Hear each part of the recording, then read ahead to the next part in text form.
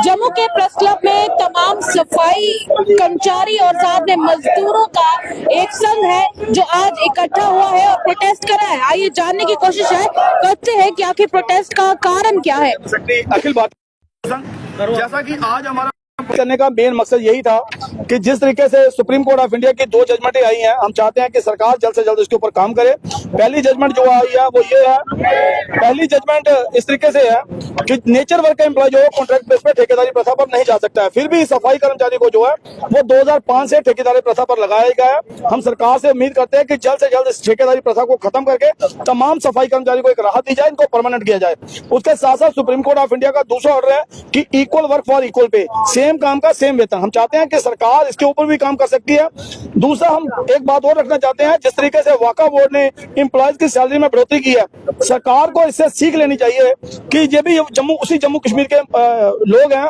जिस जम्मू कश्मीर में वाका बोर्ड की सैलरी बढ़ी है, सरकार को चाहिए कि अगर जम्मू कश्मीर का महंगाई का स्तर ऊपर आया है, खाली वाका बोर्ड का ही लोगों उनके मुलाजमों का नहीं आया, तमाम जम्मू कश्मीर की अवाम है, सभी को इस स्तर से निकलना पड़ रहा है। हम सरकार से उम्मीद करते हैं कि सरकार उससे सीख लेकर के जल्द से जल्द ड्यूटी का मिनिमम वेजेस जो है इन एम्प्लॉयज को दे, ताकि इन एम्प्लॉयज का जो है बढ़ोतरी हो और इन लोगों का घर का गुजर बसर हो सके। आपको अभी कितनी सैलरीज मिल रही है? अभी फिलहाल किसी को 6,000 मिलता है, किसी को 7,000 मिलता है, क्योंकि छुट्टियां करती है, ईपीएफ करता है, ईएसआई करता है, लेकिन करता तो जरूर है, लेकिन एम्प्लॉयज को वो भी नहीं मिल रहा है। हम सरकार से उम्मीद करते हैं कि इन सारी चीजों से, इन सारे झंझटों से निकाल करके, ईपीएफ ईएसआई इन झंझटों से निकाल करके हमें बाहर निकाल करके जो है परमानेंट की राहत देकर के इन सारे एम्प्लॉयज को जो है एक राहत दी। आज हमारा प्रदर्शन था, प्रदर्शन करने का एक ही मकसद था कि सरकार की आंखें खुले, सरकार को ये लगे कि सफाई कर्मचारी सोया नहीं है। सफाई कर्मचारी एक उम्मीद में बैठा था कि एम्प्लॉयज के लिए कोई बढ़ोतरी सरकार करेगी। आज सरकार को बने हुए टाइम काफी हो चुका है। हमने सरकार को 1 महीने तक का टाइम दिया कि 1 महीने तक हम सरकार का वेट करेंगे। अगर सरकार एम्प्लॉयज की बेहतरी के लिए कुछ करती है तो, नहीं तो हम आने वाले समय में कोई बड़ा करेंगे। आज सरकार को यह चेतावनी दी गई है, आने वाले समय में अगर सफाई कर्मचारी काम छोड़ो हड़ताल पर चला गया, उसकी जिम्मेदारी सरकार की रहेगी। आज हम एक डिमांड मांग रहे हैं कि सरकार बिना नोटिस दिए अगर हमारी एक डिमांड पूरी करती है तो हम सरकार का यहीं से शुक्रिया अदा करते हैं।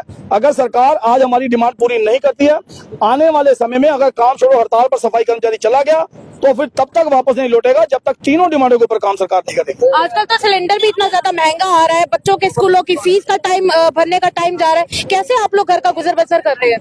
मैडम, ये तो सफाई कर्मचारी जानता है इतनी कम मात्र सैलरी में किस तरीके से घरों का गुजर बसर हो रहा है। सिलेंडर की बात करें, सिलेंडर महंगा हो या सस्ता हो, ये सरकार को मैं तो पहले कह चुका हूं कि सीख ले लेनी चाहिए वाका बोर्ड से। जिस तरीके से वाका बोर्ड ने सैलरी में बढ़ोतरी की है, उसी से सीख सरकार को ले लेनी चाहिए कि महंगाई अब इतनी ऊपर चली गई है, स्तर ऊपर चला गया है। आज जम्मू कश्मीर के आवाम का जो है इससे गुजर बसर इस सैलरी से नहीं हो रहा है। चलिए, शुक्रिया बातचीत करने के लिए। तो आपने सुना कि इन लोगों ने क्या बयान दिया है कि अगर सरकार इनकी बात नहीं सुनती है तो आने वाले समय में एक जोरदार प्रदर्शन होगा, और इसी के साथ अगर ये लोग काम छोड़ हड़ताल पर चले जाते हैं तो जम्मू कश्मीर में लोगों को जो सफरेज होगी, यानी कि लोगों को जो सहन करना पड़ेगा, उसकी जिम्मेदार सिर्फ और सिर्फ सरकार और एडमिनिस्ट्रेशन होगी। आपको क्या लगता है? अपनी राय हमारे कमेंट सेक्शन में जरूर व्यक्त कीजिएगा और बताइएगा कि क्या 6,000 रुपए में किसी का घर चल सकता है?